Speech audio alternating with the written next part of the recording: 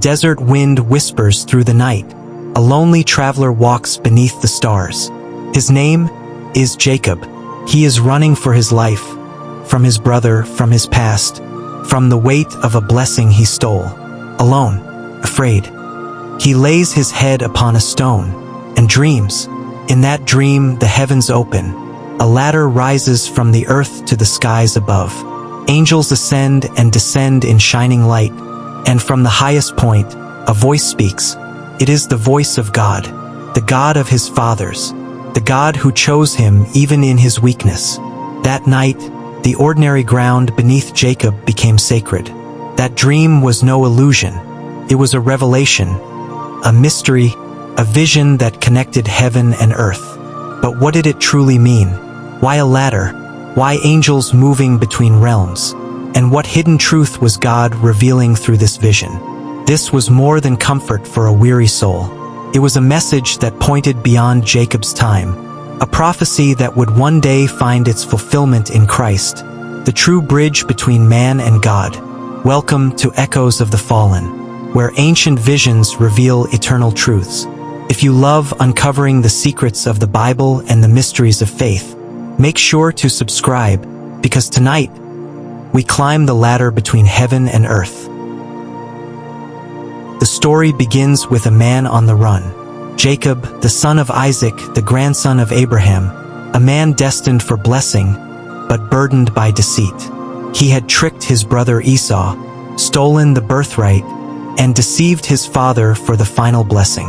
Now the hunter had become the hunted. Esau's rage burned hot, and Jacob fled into the wilderness, heading toward Haran, a journey that would test his body, his faith, and his very soul. The sun set over the rugged hills. The light faded. Jacob found himself utterly alone. No tents, no servants, no comfort, only the endless desert wind, and the weight of his own guilt pressing down upon him. He searched for a place to rest. There was no bed, no pillow, only the cold ground and a single stone beneath his head. And there, under the blanket of 1,000 stars, Jacob fell asleep. Imagine the silence of that night, the fear, the regret, the uncertainty of tomorrow. He had left behind everything familiar, his family, his home, his past. But in losing all, Jacob was about to encounter something greater, because sometimes it is in the wilderness, when the noise of the world fades, that heaven chooses to speak. Jacob thought he was escaping his brother, but in truth he was being led by God. A divine appointment awaited him in the darkness, a dream that would change not only his destiny, but the destiny of the world. The fugitive was about to become the chosen one. The deceiver was about to meet the God of mercy, and the lonely traveler beneath the stars was about to see the very gate of heaven open before his eyes. Sleep falls upon Jacob like a heavy shadow, but this is no ordinary sleep. It is the kind that opens the eyes of the soul. In the stillness of the night, the veil between heaven and earth grows thin, and suddenly he sees it, a ladder, rising from the very ground where he sleeps, stretching upward until it disappears into the glowing heavens. Its base touches the earth. The summit reaches the throne of God.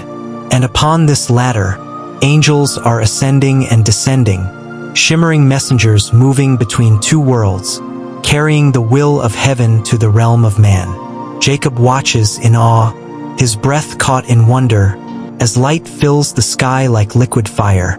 Then a voice, powerful, eternal, the voice of the Lord himself. I am the Lord, the God of Abraham your father, and the God of Isaac. The land on which you lie, I will give to you and your descendants. The words roll through the air like thunder wrapped in mercy. Your offspring shall be as the dust of the earth, and in you and in your seed shall all the families of the earth be blessed. Jacob trembles. This is no dream of comfort. This is a covenant renewed, a promise echoing the one given to Abraham, now spoken directly to him. And then, the voice softens. Behold, I am with you. I will keep you wherever you go, and I will bring you back to this land. The vision fades. The ladder dissolves into dawn. the angels vanish into the clouds. But the echo remains, the promise of a bridge between heaven and earth, and the whisper of a God who still speaks through dreams. Jacob will never be the same again, for in the wilderness, he has seen heaven's gate, and the first glimpse of the mystery to come. The morning light breaks across the horizon. The sky burns gold over the barren stones. Jacob awakens, his heart pounding, his breath unsteady. The dream still lingers, the shining ladder, the angels in motion, and that voice, that sacred voice that pierced through the silence of his fear. He sits up slowly, the desert wind brushing his face. Every sound seems alive, the rustle of grass, the whisper of air, as if creation itself echoes the words he heard from heaven. I am the Lord, the God of Abraham and of Isaac. Those words anchor Jacob's soul. They are not new, yet they are new to him. For now, the covenant that once belonged to his fathers has become his own. The God of Abraham, the God of promise. The God of Isaac, the God of provision. Now, the God of Jacob, the God of mercy. In one night, everything changes.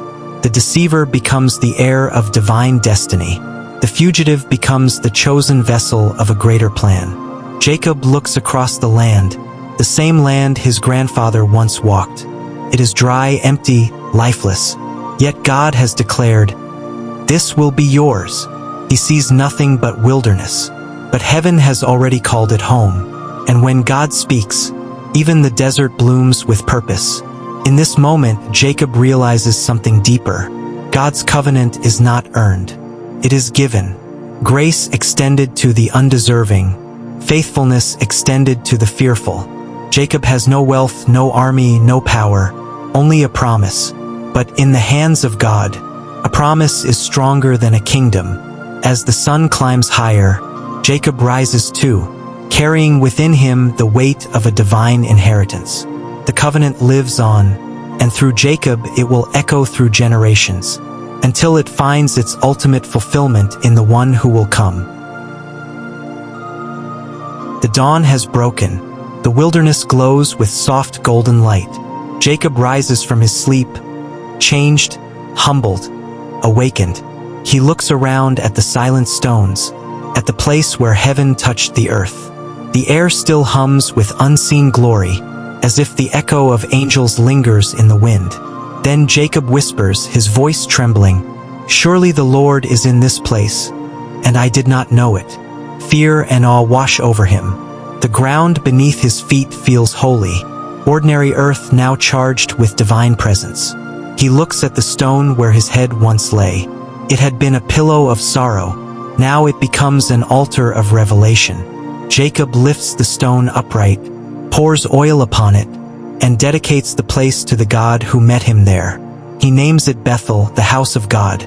In that single act, a lonely traveler becomes a worshiper. The barren wilderness becomes a sanctuary. A simple stone becomes a symbol of eternal promise.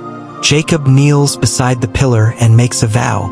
If God will be with me, if he will watch over me on this journey, then the Lord shall be my God. The covenant that began with Abraham now takes root in a heart that has seen the ladder of heaven. And yet, Jacob does not fully understand what he has witnessed.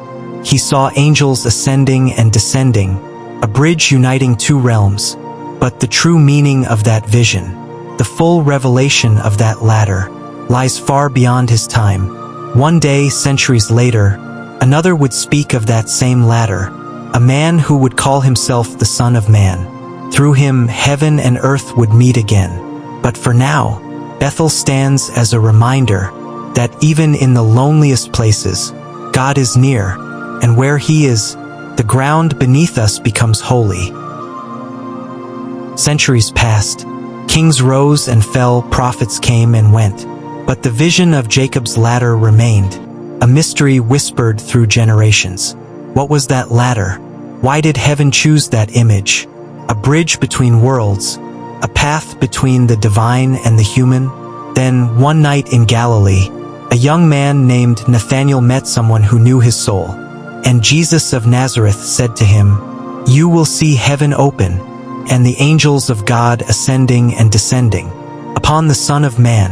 In that moment, the mystery of Jacob's dream was unveiled. The ladder was never just stone or symbol. It was a person, Christ himself, the living connection between heaven and earth. Through him, God descended into the world of man. Through him, man ascends into the presence of God. Jacob saw a vision of grace long before grace had a name. He saw the shadow of the cross, the bridge that would one day unite the realms forever. The angels upon that ladder represent divine movement, mercy coming down, prayers rising up. It is a living staircase of redemption, where heaven's light touches the dust of humanity. In Jesus, that vision becomes flesh. He is the gateway of heaven, the house of God made manifest among men. Emmanuel, God with us. The place Jacob called Bethel was holy, because God revealed himself there. But in Christ, holiness no longer belongs to a place. It belongs to a person. He is the meeting point of eternity and time, the true ladder between heaven and earth. Through him, forgiveness descends. Through him, our faith ascends. What Jacob saw in the desert was not just a dream. It was a prophecy, a message hidden in symbols, waiting for the day when the Word would become flesh and dwell among us. The dream of Jacob was never meant to fade into history. It was a message, timeless, living, and still speaking today. That night in the wilderness, God revealed more than a promise. He revealed a pattern, a vision of divine connection that would echo through eternity. Because even now, the ladder still stands, not built by human hands, not carved from stone, but raised by love. Every prayer whispered in the dark, every tear shed in faith, every act of forgiveness, every cry for mercy, they ascend the same invisible path Jacob saw in his dream. And every answer from heaven, every touch of peace, every moment of grace, descends that same divine bridge. Christ remains the link between the infinite and the fragile, the passage where the eternal meets the earthly. In him, the God who seemed distant became near. In him, the lost find their way home. The story of Jacob's ladder reminds us of a truth too easily forgotten. We are never alone, even in our exile, even in our wandering. Heaven is closer than it seems. Like Jacob, we often fall asleep in barren places, unaware that we are surrounded by the presence of God. We chase what we think we've lost, when all along, the ladder of grace stands beside us, waiting to lift us higher. Every step of faith we take is a climb upward toward his light. Every act of love we give is heaven touching earth through us. And when we finally open our eyes, like Jacob, we too will whisper, "Surely the Lord is in this place, and I did not know it," because the connection has never been broken. It was only waiting for us to see it. The wind moves softly across the desert stones, the same land where Jacob once dreamed beneath the stars. A place of fear became a place of revelation. A fugitive became a vessel of divine promise, and a simple stone became a doorway to heaven itself.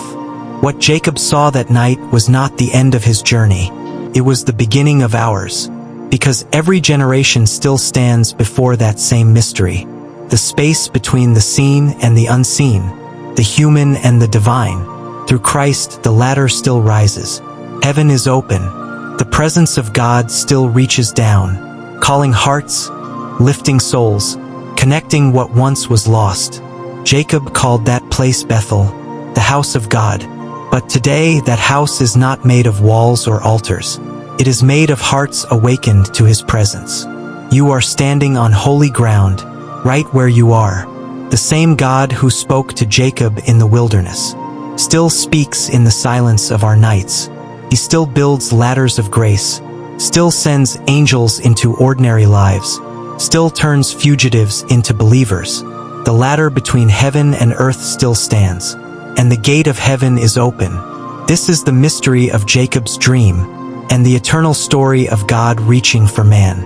If this journey moved you, subscribe to Echoes of the Fallen, and join us as we uncover more of the world's sacred secrets, where history, prophecy, and eternity meet, because every story is an echo of the divine.